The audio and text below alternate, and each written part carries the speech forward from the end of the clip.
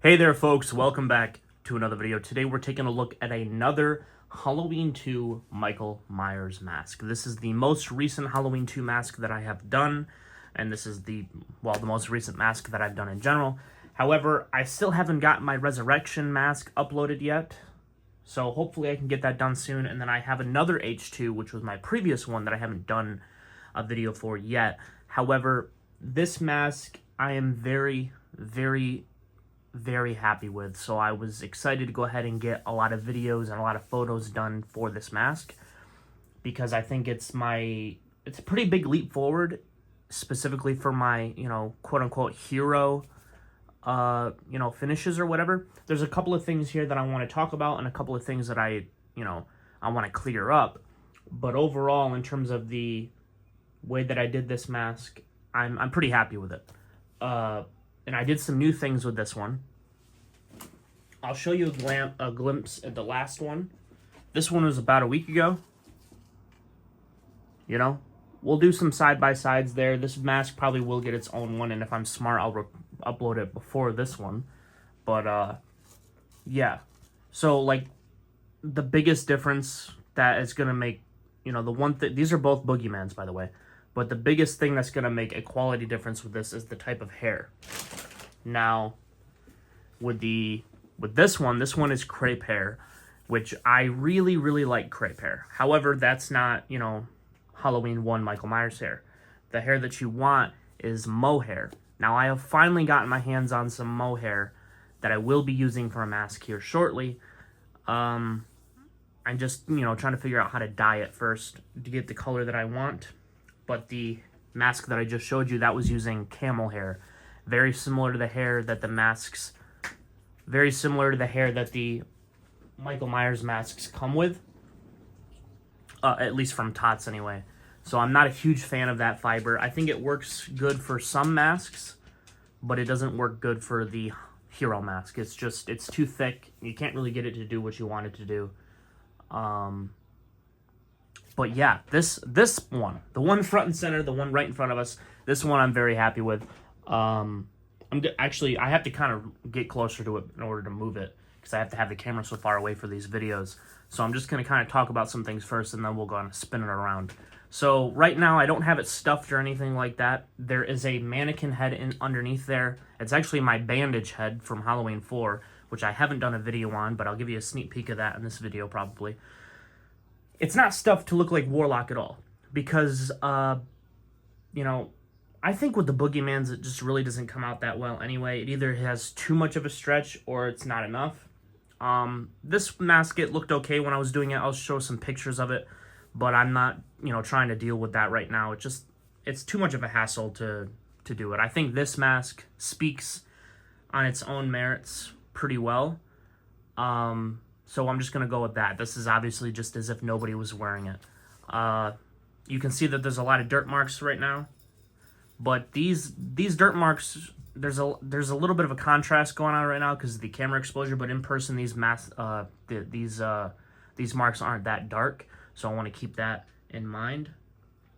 But as far as the different lines that you're seeing, I really tried to practice and really study what I'm seeing on the film. What I'm seeing in the pictures, you can see the T going across there, which of course is the main kind of trademark of Halloween 2. It's just a series of little shapes. Like you can see little dots right here, little dashes right here.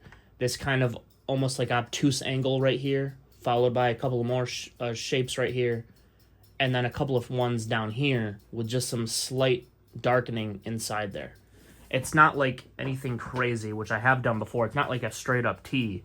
In some images, it really just looks like that. But I think it's just a collection of dirt. It's really just a collection of dirt that kind of gives that appearance. So I've in the past, I've made the mistake of making it kind of, too just ugly and not like really what it's supposed to be. This one I just did, and I kind of did that. I kind of just tried to darken it in a little too much. And it's really just not what it's supposed to look like. You can see there's a couple of patches right here. These almost kind of have like little T-like shapes to themselves too, like little L shapes on the cheek. You can see those in a couple of different images. This kind of shape right here. I don't know what you would want to call this, like kind of like a J shape. And then these little marks up here. There's also kind of something else going on right here too, but I just kind of like, I couldn't really see it that well, so I just kind of went with what I had. And then, of course, the slight ring around the knitting needle hole, which even the knitting needle hole came out better on this one, because when I did this one, I forgot what bit I used, and it just came out too big. Actually, this mask is a mask that I did a video on a couple of years ago, almost 2 years now, I guess. It's one of my personal Halloween 2 masks that I decided to go ahead and repaint. And I'll show a picture of what it used to look like before. But, yeah, I decided to repaint this, and this is what we got. And I'm pretty happy with it. You can see the line going across the forehead. Now, I've said this in other videos. That is something that is on the mask. And specifically in Halloween 2, it's really hard to see it because a lot of those famous images of the Halloween 2 mask, like the Coke can, for an example, if you look at that picture, the highlight of the mask, the brightest part of that picture is right across his forehead. So it almost, if you have your exposure too high or anything like that, it washes out the picture. That's kind of like what it's doing. And so you can't see that. But you can actually see this in the movie. The scene where he kills the one nurse in it's not a hot tub, but, they're using it as a hot tub. In that scene where he's looking down at her, you can see the line across his forehead. And you can, sort of see it in some images. It's also noticeable in the Halloween 1 images behind the scenes. But that line goes all the way down to the nose, which you can see the little nose dots in the Coke can image if you pay attention to that. There's also a little bit of a chip right here. Again, I've mentioned that in some videos. I don't do it every time. I don't always go through and do the same thing, but if I'm really trying to study the images, I kind of do the things that I'm seeing. So there's a little bit of a triangular piece of hair that comes down right here. And in some images, it looks like it's a chip out of the mask. And you see like Nick Malpagano do that and stuff like that. I personally don't think that's what that is. If you look at the images, like this would have been a piece of hair that had glue on it. That they had to glue the hairline down. So I think in the images where it looks like there's nothing there, or it's a chip missing, is just light catching it. Because there's a lot of images, and I'll throw them up, where you see that little triangle piece coming down right there. As far as some of the other hairline details, you can see this kind of pokes out and comes back in. That little straight line that we normally see, and then the triangle right here that you see a lot more people starting to do right now, which is really cool. But that's, this is literally a piece of the original hairline coming down, and then you get that shape right here. It's very kind of scraggly right here. It's kind of hard to see in any of the images other than the images of Nick Warlock wearing, Nick Castle wearing the mask, during the kind of famous Dr. Pepper picture. Not that specific picture, but some of the pictures that were taken in that time frame. If you come over to the other side, you can see another instance where the hair comes down to the hairline. This is something that you can see in the behind-the-scenes images. If you look at the video, or the image where they made a meme of it, actually. But the image where Dick Warlock and Sam Loomis are standing next to each other, and he's like got the piece of wood stuck to his knife or something like that. You can see this coming straight down to the hairline. And then you kind of have that famous little bubble effect going on right here. So that's really what I've tried to replicate, and you can see there's a mix between rougher hairline and neater hairline, kind of represent, this was not something that was never supposed to be seen. And then you kind of got this bubble effect that you see a lot of guys do. So I tried to test that out for a change instead of just doing the straight down glue. The little line down here, you can see that in some images as well. As far as everything else goes, that's more of my own personal, my own creative liberty. I tried to, do some things that some other guys are doing just to kind of test out my own kind of version of that. With the original mask, the original way that this mask looked, I cut the eye too big in like September of 2023, and I messed up the eye cuts. So I tried to patch it in a little bit, and in order to help blend that in, I did a thicker, kind of nastier paint job, kind of similar to what you see Mr. Sam Hain do. or I guess Samhain. But yeah, that's something I did with my last one, and then also the last one that I did a video for on the channel. I really kind of like that thicker paint job. I really like his stuff. Obviously, I don't think it's the most accurate thing in the world because the mask was spray painted, so it wouldn't have, you know, a thick, gloppy kind of paint like Halloween 4. And then, of course, the other thing is there's a lot of skin tone going on here. I'm a person that does not think that there was this much, if really any, skin tone in Halloween 2. Because if you look at the way that the mask looked, you know, later on when Dick Warlock gave it away, or the way that it looks today, the mask it's an off-white, but it's all white. There's very little skin tone to be seen on it, and the only explanation for that is that you can just kind of see the skin tone in the film through kind of transparency. I mean, they would have had to have painted the mask so thin that you can just kind of see through the paint in some instances. I mean, because you use spray paint on a latex mask and you use it for 2 different films, and it didn't really crack off that much. You know, it had to have been really thin. Again, this is just my personal opinion. When you look at the images that we see of the mask in the late 90s and the early 2000s, the mask is all white. And unless somebody repainted it, you never see all of this skin tone. I mean, there's images where you see the white paint perfectly go up to the hairline.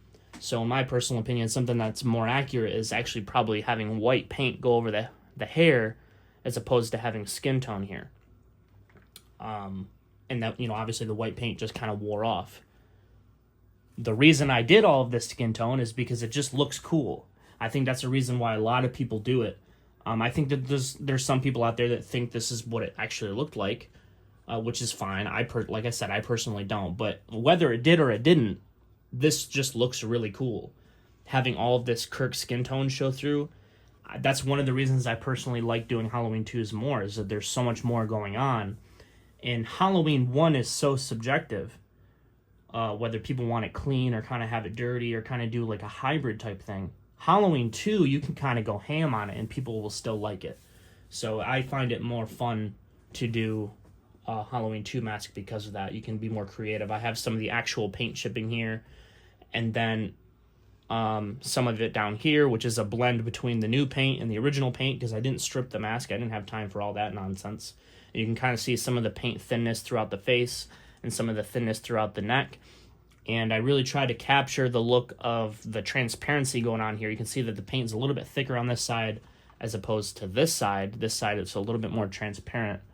And kind of the way that I did that was I sprayed the mask skin tone in the areas that I wanted to skin tone. Then I did the white, and then I kind of misted skin tone back over that. So obviously that's not what it would have looked like in the movie. You wouldn't have had skin tone going over white paint, but specifically in areas like this, it really kind of helps give that illusion of, you know, kind of translucentness, or, you know, if that's a real word or not, I don't know. But yeah, so that's kind of what I was doing there. You can do, you know, the famous little dirt ring and the little skin tone coming through the nose, which I really like. The hair, again, is crepe hair. It's a blonde crepe hair that's kind of misted a darker color. And again, this mask I initially did in 2023, and the hair kind of, you know, the hair paint kind of held up for the most part, so I'm not too worried about that. I was really trying to get this to kind of scrunch up and look kind of nasty, and every time I took the beanie off of it, it looked really good, but it's kind of just going back to where it was, so that's unfortunate. But yeah, we have a little cut right here, which I was going to add the other cut right here, but it's not something that you can see in every shot. You can only really see it in that one, the one image where he jumps from behind the couch or whatever to kill the girl at the beginning of the movie. And that was a reshoot, so I'm assuming that that little cut happened at some point, you know, during the reshoots. So it's not super necessary.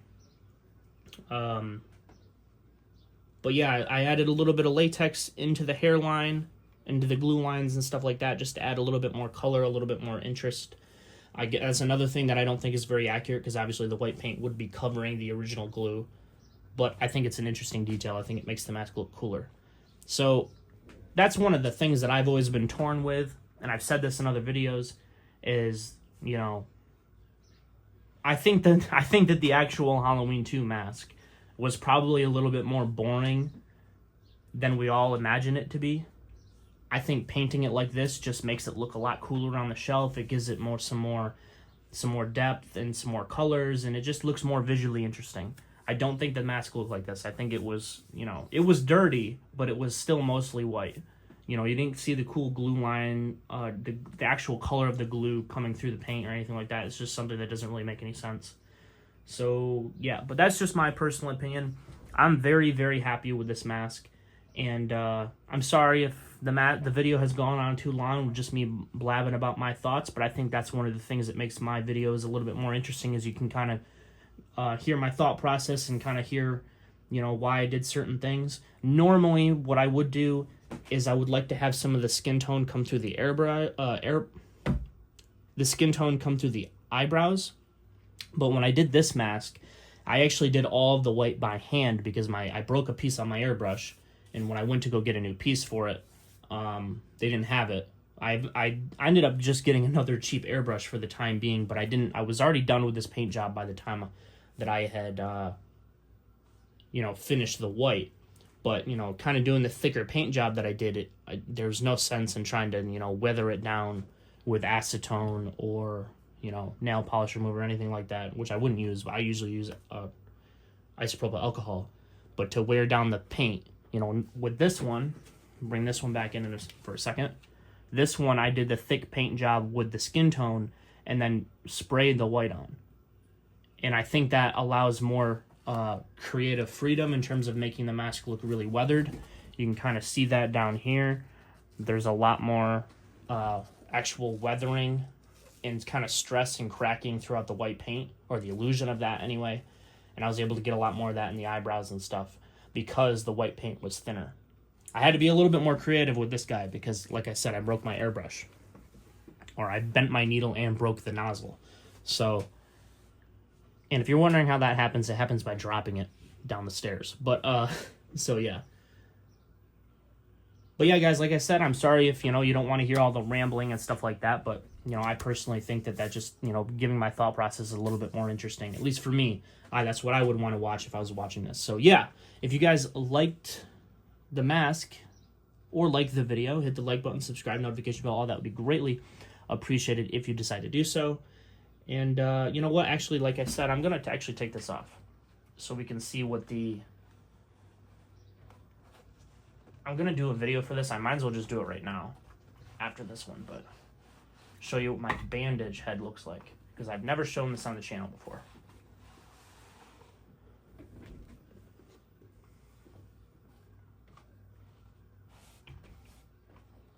This is actually supposed to be tucked, but it's not really working. So yeah, I'm probably going to go ahead and do a video for this right now. I might as well. Whoop, that's messed up too.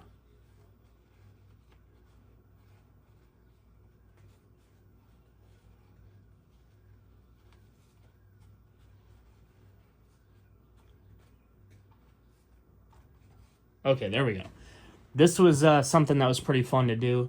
I had to kind of come up with a lot of it because if you look at the movie, it like changes literally from scene to scene. So I kind of just did my own thing to make it, you know,